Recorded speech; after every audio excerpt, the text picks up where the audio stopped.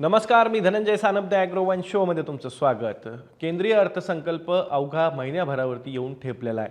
या केंद्रीय अर्थसंकल्पात शेतकऱ्यांसाठी मोठ्या प्रमाणात घोषणा केल्या जातील अशा पद्धतीची चर्चा सध्या सुरू आहे. केंद्रीय अर्थमंत्री निर्मला सीतारामन 1 फेब्रुवारी रोजी 2026-27 साठी केंद्रीय अर्थसंकल्प संसदेत सादर करतील. या अर्थसंकल्पात शेतकऱ्यांसाठी काही गोष्टी नव्यानं असू शकतील. त्यासोबतच मोठ्या पॅकेजची घोषणा सुद्धा कृषी डिजिटल अभियानासाठी केली जाईल अशा प्रकारची शक्यता आणि चर्चा सध्या सुरू आहे. याच शक्यता आणि चर्चांना का उधाण आलेलं आहे, त्यासोबतच केंद्रीय अर्थमंत्री निर्मला सीतारामन शेतकऱ्यांसाठी या अर्थसंकल्पात नेमकी काय तरतूद करू शकतात, त्यासोबतच कृषी डिजिटल अभियान नेमकं काय आहे, या सगळ्या मुद्द्यांचा आढावा आपण आजच्या द ॲग्रोवन शोमध्ये घेणार आहोत. त्यामुळे तुम्ही व्हिडिओ शेवटपर्यंत नक्की बघा. तर केंद्रीय अर्थमंत्री निर्मला सीतारामन 1 फेब्रुवारी रोजी 2026-27चा अर्थसंकल्प संसदेत सादर करतील. या अर्थसंकल्पात डिजिटल कृषी अभियानाच्या विस्तारासाठी निधीमध्ये मोठी वाढ करण्याची घोषणा होण्याचे संकेत सध्या मिळत आहेत. मागील वर्षीच्या अर्थसंकल्पात या अभियानासाठी 2,817 कोटी रुपयांची तरतूद करण्यात आली होती. 2026च्या आर्थिक वर्षाच्या शेवटी त्याची मुदत संपते. त्यामुळे पुढील आर्थिक वर्षासाठी अर्थसंकल्पात मोठी घोषणा होण्याची शक्यता सध्या वर्तवली जाते आहे. या डिजिटल कृषी अभियानामध्ये शेतीचं डिजिटलायझेशन करण्यासाठी केंद्र सरकारकडून भर दिला जातोय. पीक उत्पादनाचे अंदाज, त्यासोबत विविध योजनांच्या वितरणात कार्यक्षमता वाढवणं या अभियानाची उद्दिष्ट असल्याचं बोललं जात आहे.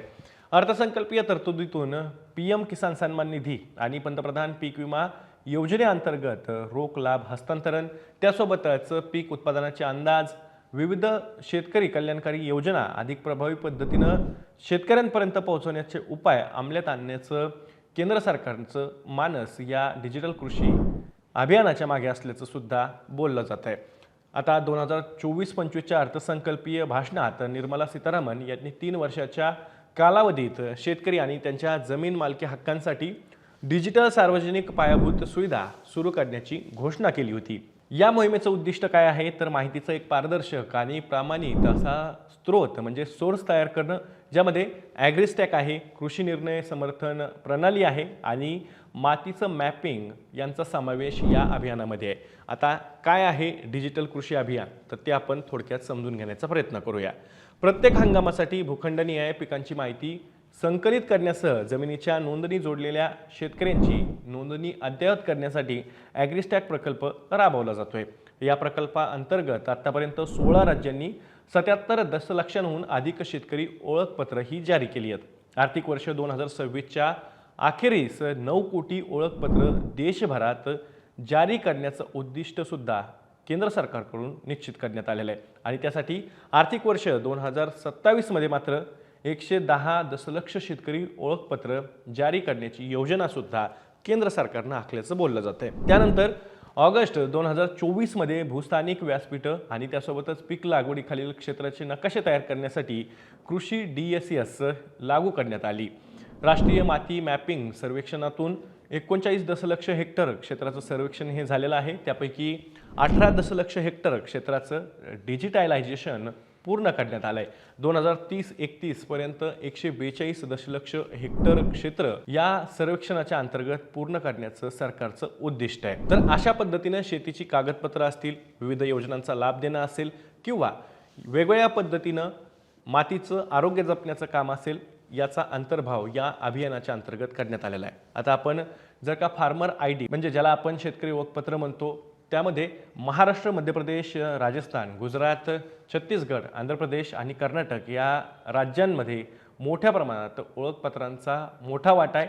या भागातील या राज्यातील शेतकऱ्यांनी मोठ्या प्रमाणात ओळखपत्र ही काढलेली आहेत. शेतकऱ्यांना ओळखपत्रामुळं जसं की आपल्याला माहिती आहे, कर्ज असेल, पीक विमा असेल, त्यासोबतच हमीभाव खरेदी असेल, थेट रोख लाभ हस्तांतरण यासारख्या विविध योजनांचे फायदे देण्यात येत असल्याचा दावाही सरकारच्या माध्यमातून केला जातोय आणि त्यामुळं या सगळ्या पार्श्वभूमीवरती शेतीतलंच म्हणजेच कृषी क्षेत्राचं डिजिटलीकरण करण्यासाठी केंद्र सरकारकडून आगामी अर्थसंकल्पामध्ये या योजनेसाठी मोठ्या प्रमाणात निधीची तरतूद केली जाण्याची शक्यता वर्तवली जाते. आर्थिक वर्ष 2026-27 मध्ये शेतकरी ओळखपत्रांचा वापर करून 52 दशलक्ष पीएम किसान नोंदी आणि 29 दशलक्ष पंतप्रधान पीक विमा लाभार्थी नोंदी प्रमाणित करण्यात येणार आहेत आणि तसंच कृषी मंत्रालय लवकरच virtually integrated system to access agriculture resources सुरू करणार असल्याचं सुद्धा स्पष्ट झालेलं आहे. या माध्यमातून शेतकऱ्यांना व्हर्च्युअली क्लासरूममध्ये प्रशिक्षण, सर्वोत्तम कृषी पद्धती शिकणं, त्यासोबतच क्रेडिट, विमा आणि डिजिटल बाजारपेठांमध्ये कशा पद्धतीनं प्रवेश करायचा याबद्दलचं प्रशिक्षण सुद्धा देण्यात येणार असल्याचा सुद्धा दावा केंद्र सरकारच्या अधिकाऱ्यांकडून केला जातोय. या संदर्भात अजून तरी स्पष्टपणे माहिती समोर आलेली नाहीये, परंतु एक शक्यता अशी वर्तवली जाते की आगामी अर्थसंकल्पामध्ये कृषी डिजिटल अभियानावरती केंद्र सरकारचा भर असेल आणि त्यासाठी केंद्रीय अर्थमंत्री निर्मला सीतारामन या 2026-27च्या अर्थसंकल्पात यासाठी मोठ्या प्रमाणात निधीची तरतूद करतील अशी शक्यता आता वर्तवली जाते. या सगळ्यामध्ये हवामान बदल ही शेतकऱ्यांची परीक्षा घेत आहे आणि हवामान बदलाचा मोठा फटका शेतकऱ्यांना बसतोय.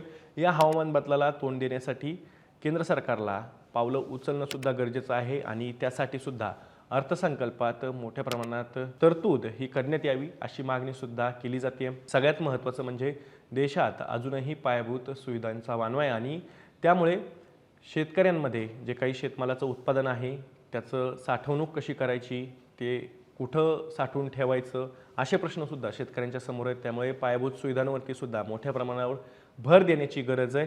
तिसरीकडे देशातील कोरडवाहू क्षेत्र हे जशास तसं आहे, त्यामध्ये मोठ्या प्रमाणात अजूनही आपण सिंचनाखाली क्षेत्र आणू शकलेलो नाही आहेत. कोरडवाहू क्षेत्राला मध्यवर्ती ठेवून सुद्धा केंद्र सरकारनं अर्थसंकल्पात तरतूद करावी अशा प्रकारची मागणी सुद्धा शेतकऱ्यांची आहे. आणि सगळ्यात महत्त्वाचं म्हणजे शेतमालाचे दर हे निश्चित ठेवण्यासाठी काही योजना या देशामध्ये राबवणं गरजेचं आहे.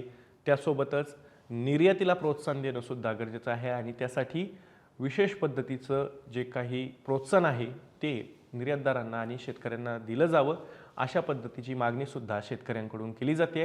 अर्थात केंद्रीय अर्थसंकल्पात या सगळ्या अपेक्षा केंद्रीय अर्थमंत्री निर्मला सीतारामन पूर्ण करतील का, याबद्दल तुम्हाला काय वाटतंय आणि तुमच्या नेमक्या केंद्रीय अर्थसंकल्पाकडून काय अपेक्षा आहेत कमेंट बॉक्समध्ये नक्की कमेंट करून सांगा.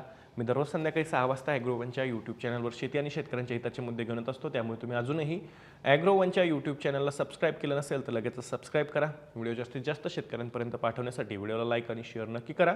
आपण पुन्हा भेटू. तोवर तुम्ही तुमची आणि तुमच्या जवळच्या माणसांची काळजी घ्या.